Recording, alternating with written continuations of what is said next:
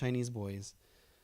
And she says she was just sitting at the end of a road, and she was telling them the story about her polio. She was kind of learning their language, and she didn't know how to say might die. She only knew how to say will die. And she said the doctors told her, and she was talking to them in their language, and she says, and the doctor said I would die. And they came back and taught her in their language, the doctor says you might die, but you didn't die, because they said that God knew that you need to come here and share the gospel with us, because no one else would. And so I say these stories because I want to really, really, really encourage you this morning of this. When you give the story, I'm going to share awesome stories, and then I'm going to share awesome stories that may not have the ending you thought. Probably a lot of you, especially if you're older, have probably heard this story. But in February 21st, 1952, God called 5 missionaries to the Auca Indians in Ecuador. The missionaries' names were Jim Elliott, Nate Sate, Ed McCauley, Peter Fleming, and Roger Durian. Maybe I got that wrong, but you get what I'm saying.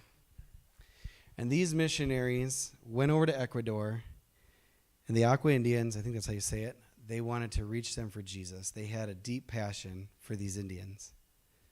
Aqua means, in their native language, naked savage. They were in the jungle. They were half-dressed. They didn't see much of the outside world. And they were known for spearing anything that came into their group, because they trusted nobody. They had every right not to trust nobody, because Shell was trying to get in there and dig for oil.